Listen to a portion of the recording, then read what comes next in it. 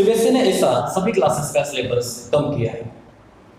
अब सवाल ये उठता है कि उस पार्ट को करना जरूरी है या नहीं। कई बच्चे मुझसे सवाल करते हैं, कई बच्चों ने मुझसे क्वेश्चंस पूछे, तो आज के इस वीडियो में हम उन्हीं सभी क्वेश्चंस के जवाब देंगे।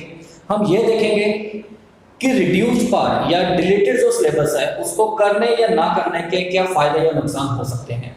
नमस्कार, मैं संजय शर्मा विमल एजुकेशन में आपका स्वागत करता हूं। आज के इस वीडियो को लास्ट तक आप जरूर देखें और आज के इस वीडियो में हम 5 सवाल जो बच्चों के कॉमन हैं उनके हम जवाब देंगे। पहला सवाल, सीबीएसई ने सिलेबस कम क्यों किया? आप जैसा जानते हैं, कोविड-19 की वजह से आप में से बहुत सारे बच्चों की पढ़ाई ठीक तरीके से नहीं हो पाई। इवन कई स्कूल्स भी इसके लिए तैयार नहीं थे और ऑनलाइन क्लासेस हम जानते हैं उनमें बहुत ज़्यादा अच्छी तरह से पढ़ाई नहीं हो पाती है। तो कई बच्चों का सिलेबस अभी नॉर्मल अगर क्लास चल रही होती है तो उस समय बहुत हो चुका होता, लेकिन ऑनलाइन क्लासेस की वजह से उतना सिलेबस नहीं हो पाया है, कम हुआ है सिलेबस।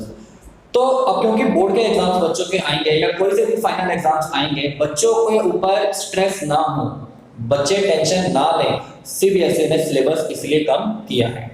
इवन सीबीएसई के ऊपर कई पेरेंट्स और टीचर्स का भी प्रेशर था, इसलिए उसको सिलेबस कम करना पड़ा।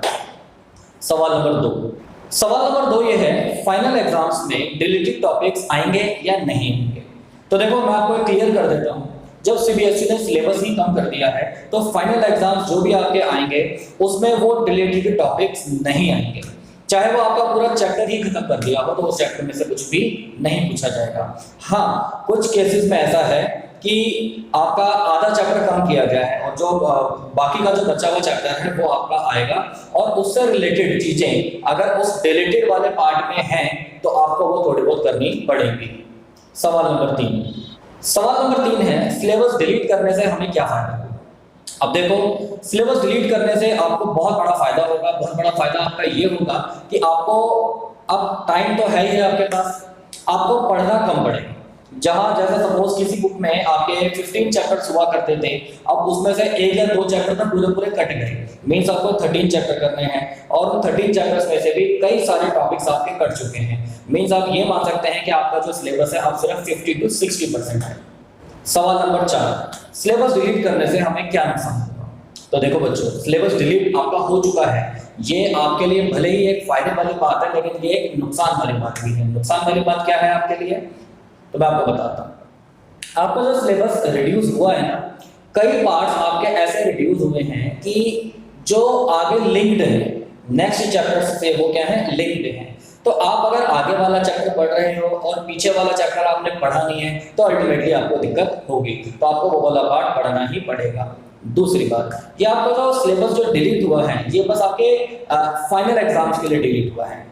अब आप अभी जैसे कोई भी क्लास आप पास करते हो, सपोज आप अभी 10th क्लास में हो या कोई किसी भी क्लास में अभी आप अपने फाइनल एग्जाम दे दोगे कम पढ़कर, ठीक है, लेकिन वो आपको नॉलेज तो नहीं मिल पाई ना जो आपकी पूरी बुक में दे रखी है। आपको वो नॉलेज होनी चाहिए थी।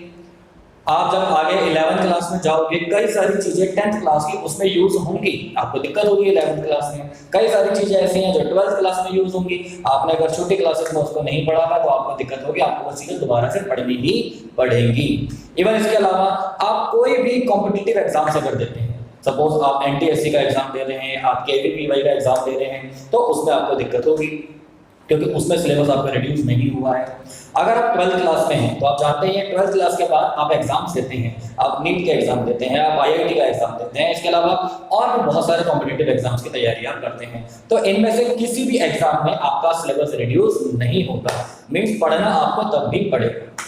तो मेरी एक राय है आपके लिए कि आप पढ़ें सभी कुछ, भले ही एग्जाम पॉइंट ऑफ व्यू से, मतलब जब एग्जाम की आप प्रिपरेशन कर रहे हो तब आप उस टॉपिक को स्किप कर दें, छोड़ दें, लेकिन पढ़ना आपके लिए सारा जरूरी है। क्वेश्चन नंबर 5, क्या इससे हम टॉप कर पाएंगे या हम टॉपर बन पाएंगे? ये कई बच्चों का सवाल था। तो देखो, मैं आपको बता देता हूँ, बिल्कुल आप कर पाओगे। आपके पास एक तरह से ये समझ लो एक गोल्डन अपॉर्चुनिटी है, जो खासकर अभी बच्चे बोर्ड्स में हैं, मींस 10th और 12th के जो एग्जाम्स देंगे बच्चे, उनके लिए एक गोल्डन अपॉर्चुनिटी है कि आप बहुत अच्छे मार्क्स अपने ला सकते हो, क्योंकि सिलेबस आपका सिर्फ 50 to 60% आपको पढ़ना है। एग्जाम्स के लिए पढ़ना तो वैसे आपको सारा ही है, पर एग्जाम पॉइंट ऑफ व्यू से जो याद करना है आपका लर्निंग वाला जो वर्क हो गया वो 50 to 60% हो गया, उसी में से आपका पेपर आना है। तो आपके पास टाइम तो है ही, ऐसा नहीं है कि आप कुछ भी नहीं पढ़े हो पहले, है ना, आपने पढ़ा ही है, लेकिन सीबीएसई को ये स्टेप लेना पड़ा और भी कई सारे बच्चों की वजह से। तो आप इस समय ये समझ लो आप माइनस में नहीं हो, आप प्लस में हो, आपके बहुत ज्यादा चांसेस बढ़ जाते हैं कि आप अपने मार्क्स बहुत अच्छे आप ला पाओ। मैं एक सिंपल सा एक बोल सकता हूँ आपको कि अगर कोई बच्चा एवरेज है, मतलब 60% पर था वो बच्चा, तो उसके चांसेस बढ़ चुके हैं और वो बड़े आराम से 80 to 90% पर अब पहुंच सकता है। इसके अलावा आप में से अगर किसी बच्चे के अगर कोई भी अगर सवाल हो तो आप कमेंट में मुझे जरूर बताएं, और ये वीडियो आपको कैसी लगी इसके बारे में भी आप मुझे जरूर बताएं। और अगर आप इस चैनल पे नए आए हैं तो इस चैनल को लाइक जरूर करें और सब्सक्राइब जरूर करें। ये जो इन्फॉर्मेशन मैंने आपको बताई है ये कई बच्चों के लिए जरूरी है, तो इस वीडियो को आप शेयर भी करें। धन्यवाद।